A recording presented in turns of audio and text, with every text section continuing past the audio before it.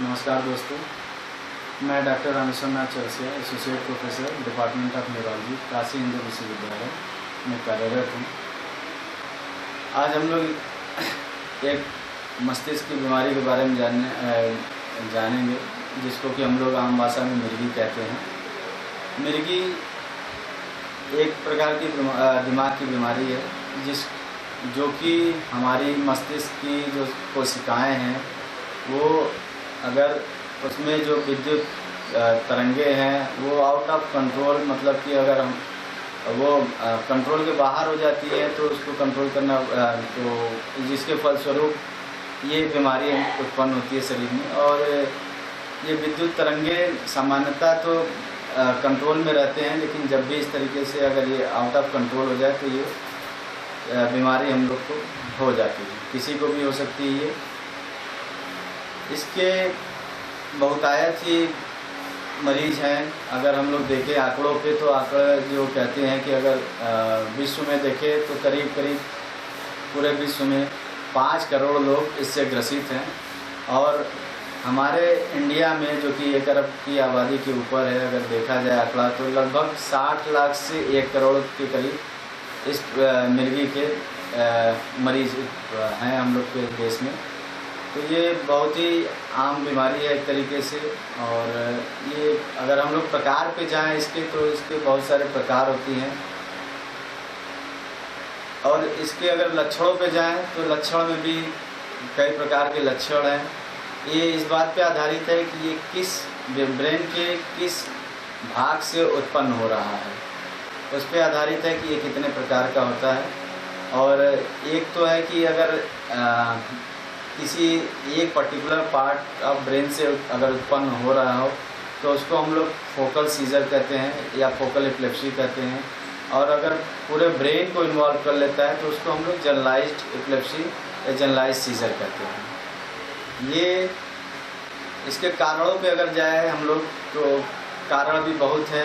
ये कारण जो हम लोग बाद में डिस्कस करेंगे। इसके पहले हम आपको बताना चाहेंगे कि इसके लक्षण क्या होते हैं। लक्षण जैसा कि हमने बताया कि अगर एक ब्रेन के एक भाग से उत्पन्न हो रहा है तो उसको हम लोग फोकल सीजर कहते हैं। तो ये जिस पार्ट से उत्पन्न होता है आधारित है कि उस प्रकार का लक्षण दिखेगा। मैं इसलिए बताना चाह रहा हूँ कि आप लोग को पहचानने में थोड़ा आसानी होगी। और इसके कई स्टेज होते हैं, प्रारंभिक स्टेज, मध्य भाग और लेट अवस्था। जिसमें कि हम लोग प्रारंभिक भाग में कहें तो अगर देखें, इसमें औरा एक होता है या चेतावनी के रूप में कुछ लक्षण हम लोग को आते हैं, जिसको हम लोग औरा कहते हैं। जिसमें से कि ये किसी भी प्रकार, कई प्रकार के हो सकते हैं। जैसे उदाहरण के तौर पे अचानक किसी एबनॉर्मल सुगंध होना, मतलब कि किसी भी प्रकार का गंध जो मरीज को अचानक महक आने लगती है, बेचैनी हो सकती है, घबराहट हो सकती है। उसके साथ साथ आंखों के सामने कुछ अंधेरा छा जाना है या फिर धुंधला दिखाई दे सकता है कुछ, उसके बाद बेहोश हो जाना।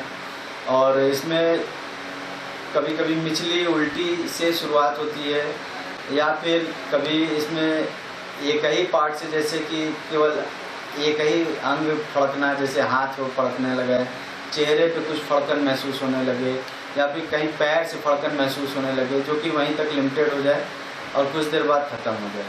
तो ये कई प्रकार के हो सकते हैं। इसके बाद दूसरी अवस्था आती है, जिसमें कि मध्य अवस्था हम लोग देखें तो इसमें मरीज अचानक आवाज़ निकलती है, बेहोश हो सकता है मरीज, किसी एक पार्ट से या दोनों हाथ पैर में ऐंठन या कंपन होना शुरू हो जाता है, गर्दन एक तरफ टेढ़ी हो सकती है, आँख मरीजों के ऊपर जा सकती, ऐसे उलट सकती है, या फिर मरीज कभी कभी केवल एकदम एकटक आपको देखता रहेगा, सामने देखता रहेगा, आप उससे कुछ बात करेंगे तो कुछ जवाब नहीं देगा थोड़ी देर के लिए, या फिर केवल आंखों की पुतलियाँ ऐसे ऐसे फड़कती हैं। तो ये कई प्रकार के होते हैं झटके।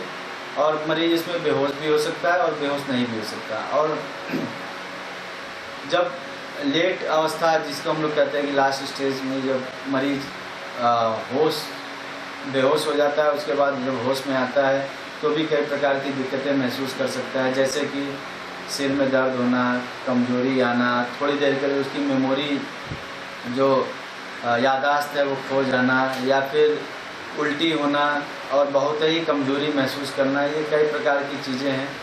और अगर कभी कभी होता है कि मरीज़ इतने अचानक ये आता है और गिर जाता है तो उसको चोट भी लग सकती है, और चोट लगने के फलस्वरूप उसको खून वगैरह भी बह सकता है बगल में। जीभ कटने की वजह से मुंह से खून गिर सकता है। बहुत ज़्यादा मुंह में थूक अगर आती है तो वो झाग के रूप में थोड़ी देर में बाहर निकलती है। ये सारे लक्षण हैं जो मिर्गी के। कभी कभी हम लोग देखते हैं कि अपने आप ही बिना मकसद के मरीज इधर उधर घूमता रहता है, टहलता रहता है। ये भी एक प्रकार की मिर्गी है जो हम लोग देखा करते हैं। और अगर बात करें हम लोग कारणों की कि क्या कारण होते हैं, तो अलग अलग उम्र में अलग अलग कारण होती हैं, और अलग अलग स्त्री पुरुष है तो उसमें भी कुछ डिफ्रेंशिएशन अलग अलग कारण होते हैं। तो जैसे कि अगर हम लोग बचपन से शुरुआत करें, ये हालांकि हो किसी भी एज में सकता है, पैदा होने से लेकर के लेट स्टेज बूढ़ों में किसी भी स्टेज में हो सकता है। तो जैसे अगर मरीज बच्चा पैदा हुआ, बच्चा पैदा होने के फलस्वरूप अगर किसी प्रकार से उसको डिलीवरी में दिक्कत आई, चाहे ऑक्सीजन की कमी हो गई हो, या फिर किसी प्रकार की उसके सिर में चोट हो गई हो, या फिर किसी प्रकार की इन्फेक्शन जो कि मदर के भ्रूण में जब बच्चा था तभी से अगर कोई किसी प्रकार की संक्रमण है, तो इस प्रकार से उसको शुरुआत से ही झटके शुरू हो सकते हैं। और जैसे जैसे उम्र गुजरती है वैसे वैसे कुछ न कुछ अलग अलग कारण होते हैं, जैसे कि गांठ हो जाना। जैसे अगर एक बहुतायत में हम लोग के जो देश है उसमें देखने को मिलता है कि या तो टीबी का गांठ हो जाता है ब्रेन में, या फिर एक टेपवर्म होता है उसका लार्वा ब्रेन में चला जाए तो उसकी वजह से भी झटके आने लगते हैं।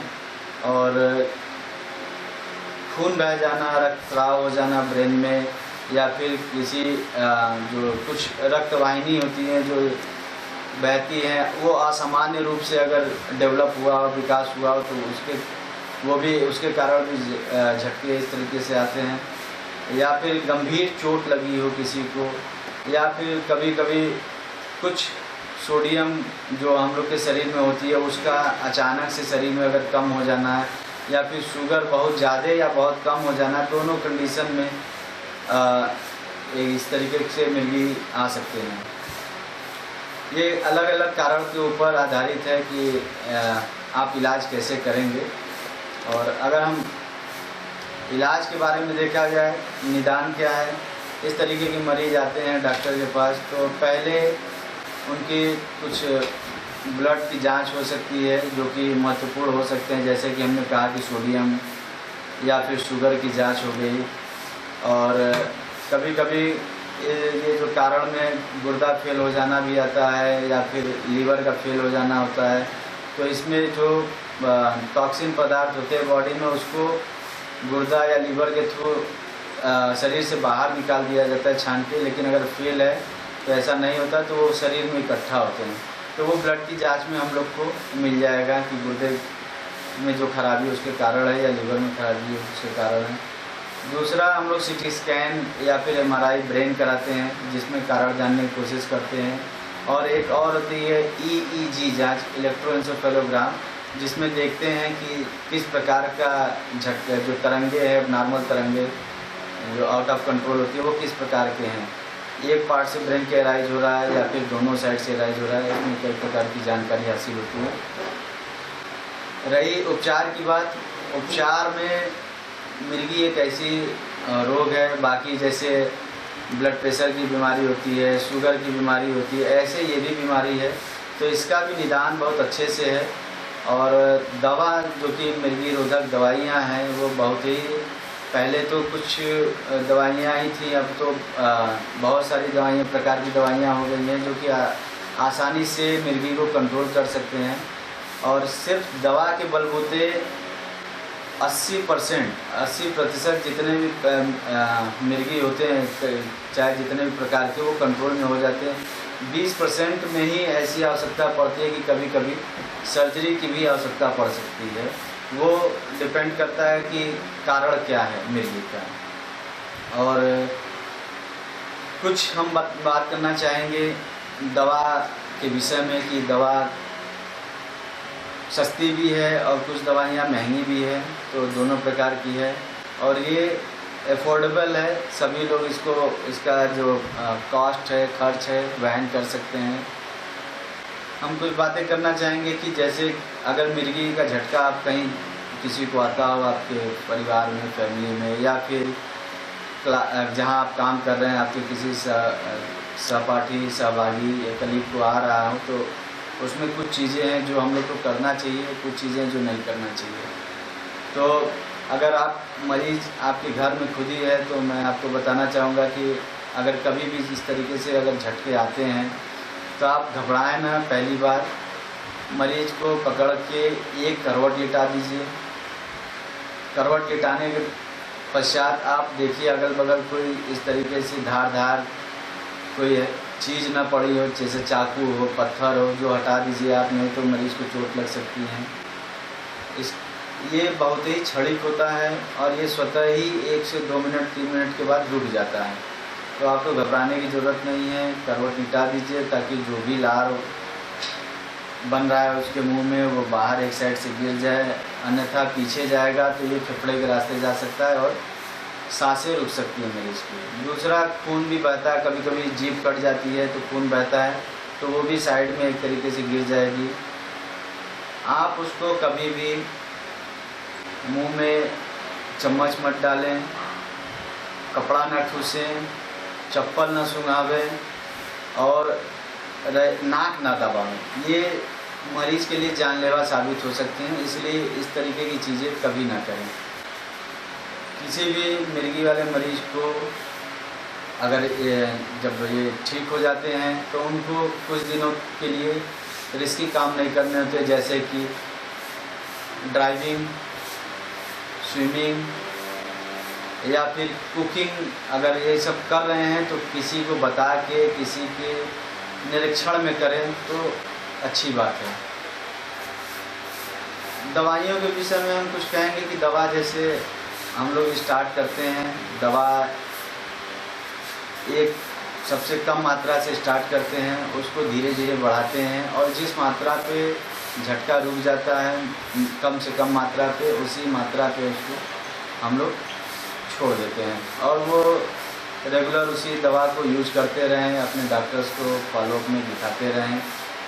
और जब बहुत सारी चीज़ें हैं, अगर आप अपने जानकारी रखना चाहेंगे इस बीमारी के बारे में, जैसे कि हम स्त्री में एक समस्या होती है कि स्त्री लेडी है, अगर स्त्री है तो स्त्री में गर्भ निरोधक गोली अगर यूज़ करना चाहें अपने डॉक्टर से कंसल्ट करें क्या करना है, कौन सी दवा चल रही है उसकी, क्योंकि ये गर्भ निरोधक गोली और जो मिर्गी रोधक दवाइयाँ हैं आपस में इंटरेक्ट करती हैं तो एक दूसरे के असर को कम कर सकते हैं। कब करना है प्रेगनेंसी, कब नहीं करना है, पहले सलाह लें, क्योंकि कुछ मिर्गी की दवाओं का भ्रूण पे जो बच्चा पेट में आएगा उस पर दुष्प्रभाव भी पड़ सकता है। तो ये कुछ सावधानियां हम लोग को खास करके महिलाओं में लेना है। बहुत सारी भ्रांतियां हैं जो हम लोग समाज में जानते हैं, हालांकि ये बीमारी 3000 साल पूर्व पहले ही कई बार बहुत सी जगह पे इसका वर्णन किया गया है, फिर भी आज तक ये समाज में एक तरीके की इस बीमारी के बारे में इतनी गलत धारणाएं हैं जो हम लोग को करेक्ट करना चाहिए और ऐसे मरीजों का हेल्प करना चाहिए। बहुत सारे लोग पूछते हैं कि क्या इस बीमारी में बुद्धि कमज़ोर हो जाती है, तो मैं कहूँगा कि अगर कुछ कंडीशन को छोड़ दीजिए, जैसे कि जो मिर्गी बचपन से ही शुरुआत हो जाती है जन्म के बाद से ही, जिसमें कि ब्रेन को डैमेज काफ़ी होता है, चाहे वो ऑक्सीजन की कमी से हो या किसी तरीके से डिलीवरी में चोट की वजह से हो या फिर शुगर की कमी की वजह से हो गया हो, इस तरीके से बच्चों को छोटेपन से झटके आते हैं, तो इसमें थोड़ी सी बुद्धि कम हो सकती है। अन्यथा बाकी प्रकार की जो मिर्गियाँ होती हैं उसमें देखा जाए तो बुद्धि की कमी नहीं होती है।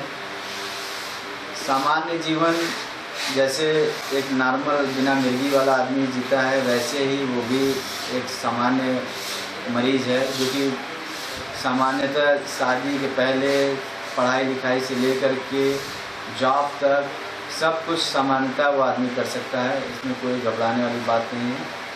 और बहुत लोग सोचते हैं कि ये एक श्राप है, भगवान के द्वारा दिया गया श्राप है, तो ऐसी बात नहीं है। ये एक सामान्य प्रकार, जैसे ब्लड प्रेशर और शुगर की बीमारी है, वैसे ही मिर्गी भी एक प्रकार की बीमारी है जो कि ब्रेन से उत्पन्न होती है। तो इसमें कोई श्राप नहीं है या फिर कोई भूत प्रेत नहीं है। तो आप अगर देख रहे हो कहीं समाज में अपने अड़ोस पड़ोस, तो इस तरीके से उनको तुरंत अपने जो भी पास में डॉक्टर हो इसके, चाहे वो फिजिशियन हो, उनको तुरंत दिखाएं और इसका इलाज कराएं। और उनकी सलाह को बराबर समय समय पे आप लेते रहिए और करते रहिए। और इसमें हम कुछ बातें बताना चाहेंगे, जैसे कि बहुत से इस तरीके से मरीज़ होते हैं जो कि दवा कुछ दिन करते हैं, उसके बाद छोड़ देते हैं, चाहे वो कारण कुछ भी हो। उनको बाद में बहला दिया जाए कि ये तो झाड़ फूँक से ठीक हो जाती है, या फिर किसी और पैथी में चले जाते हैं, जो कि बाद में कभी कभी मरीज़ और ख़राब हो जाता है और जान भी इसमें कभी कभी चली जाती है। इसमें प्रकाश डालना चाहेंगे कि मिर्गी के कुछ उत्तेजक घटक होते हैं, जैसे कि जिसको हम लोग ट्रिगर या प्रिसिपिटेटिंग फैक्टर्स भी कहते हैं, जैसे कि दवा समय पर ना लेना, नींद का कम आना, किसी नशीले पदार्थ का सेवन करना जिसमें कि शराब बहुत कॉमन है, बहुत ही तनावग्रस्त या थके हुए हों, ये सारी कारण है जो कि मिर्गी अगर मरीज़ को है तो ये बढ़ा देते हैं, जिससे कि जल्दी जल्दी झटके मरीज़ को आने लगते हैं। और हम इसमें कुछ गलत धारणाओं के बारे में और भी बताना चाहते हैं आप लोगों को, कि जैसे कि बहुत लोग हमसे पूछते भी हैं कि क्या ये बीमारी ठीक हो जाती है, जड़ से चली जाती है। तो मैं उन्हें यही बताता हूँ कि अगर मिर्गी का कारण जो है इस पे आधारित है कि वो जड़ से जाएगी कि नहीं। सभी मिर्गी में ये ज़रूरी नहीं कि जीवन भर दवाइयाँ चले, कुछ ही मिर्गी हैं जिसमें जीवन पर्यंत दवाएं चलती हैं, और कुछ मिर्गियाँ हैं जिसमें कि कुछ लिमिटेड पीरियड समय के लिए दवा का इस्तेमाल किया जाता है और उसके बाद फिर दवा को हटा करके देखा जाता है। नॉर्मली हम लोग कोशिश करते हैं कि 2 से 5 साल तक जनरलाइज एपिलेप्सी में देखते हैं। अगर कंट्रोल रहता है मरीज़, बीच में एक बार भी झटका नहीं आता है, तो धीरे धीरे दवा को कम करते हैं। और कुछ स्वभावशाली लोग होते हैं जिनकी बाद में उनको दवा बंद करने के बाद भी जीवन में कभी झटके नहीं आते हैं। कुछ कारण जैसे कि हमने बताया कि टीबी का गांठ अगर ब्रेन में है, या फिर टेपवर्म का लार्वा अगर ब्रेन में चला गया है, तो इसकी भी दवा तभी तक होती है जब तक कि गांठ रहे ब्रेन में। अगर 6 महीने 9 महीने बाद अगर दवा टीबी की चलाने के बाद 9 महीने या इससे ज़्यादा ही दवा चलाते हैं ब्रेन के केस में, तो अगर चलाने के बाद अगर टीबी का गांठ गायब हो जाता है तो फिर दवाइयाँ हम लोग झटके की भी बंद कर देते हैं टीबी की दवा के साथ साथ। और जैसा कि टेपवर्म वाले में हमने कहा कि 6 महीने में हम लोग फिर से सीटी स्कैन दवा देते हैं शुरुआत में, और 6 महीने के बाद फिर से स्कैन रिपीट करा के देखते हैं। अगर उसमें लार्वा का जो गांठ था वो अगर गायब हो गया है तो फिर हम लोग दवा धीरे धीरे बंद कर देते हैं। ये कुछ जानकारी थी मिर्गी के बारे में, और मैं इन्हीं सभी शब्दों के साथ अपने वाणी को विराम देता हूँ। नमस्कार।